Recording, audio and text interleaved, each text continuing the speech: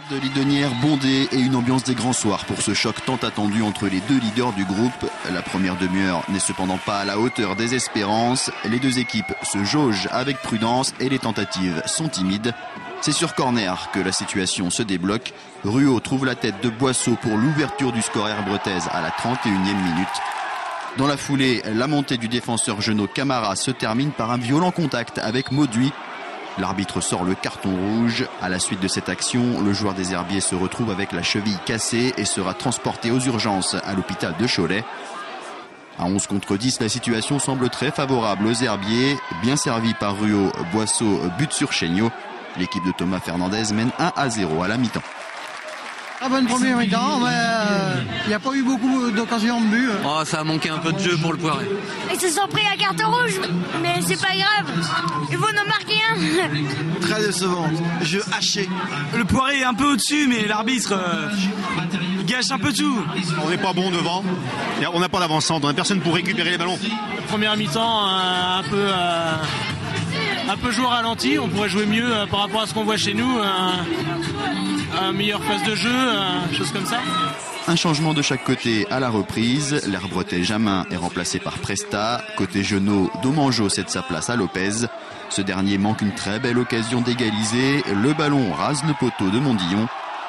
Dans l'autre camp, Diawara n'est pas plus en réussite.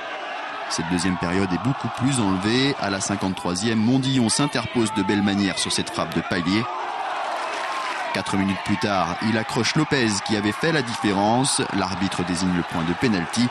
Les Genoux réclament un carton rouge. Le gardien herbretais s'en sort avec un jaune. Mais Paris transforme le pénalty et remet les deux équipes à égalité.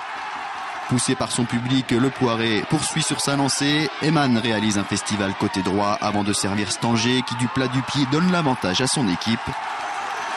Les Herbretais, dépassés par une formation jeunotte revigorée, tentent de revenir dans ce match qu'ils ne maîtrisent plus depuis le retour des vestiaires.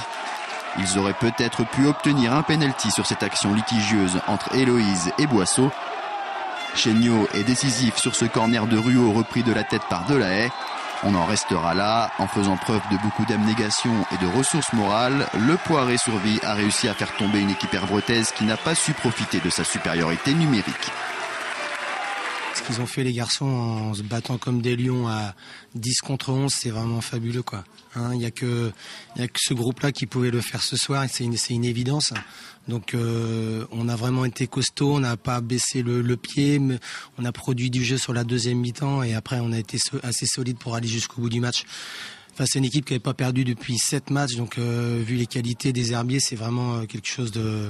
Ouais, on a fait quelque chose d'énorme. On a fait preuve de suffisance ce soir, après... Je pense qu'on leur a donné les 2 buts. À partir de ce moment-là, quand tu joues une place de leader, faut être très vigilant. Ça n'a pas été le cas ce soir. Et puis je pense que c'est surtout qu'il faut faire plus. Même si on a la balle de 2-0 avec Diawara, même si je pense qu'il y a un pénalty sur Boisseau en seconde mi-temps à la fin. Mais moi, je suis surtout triste ce soir pour Guillaume Mauduit. Une chose est sûre, le Poiré a frappé un grand coup samedi soir. Reste à savoir comment l'équipe se comportera avec plusieurs joueurs blessés ou suspendus le week-end prochain face au Mans. Les Herbretais, eux aussi handicapés par les blessures, ont perdu un nouveau joueur et devront rectifier le tir face à Avranches.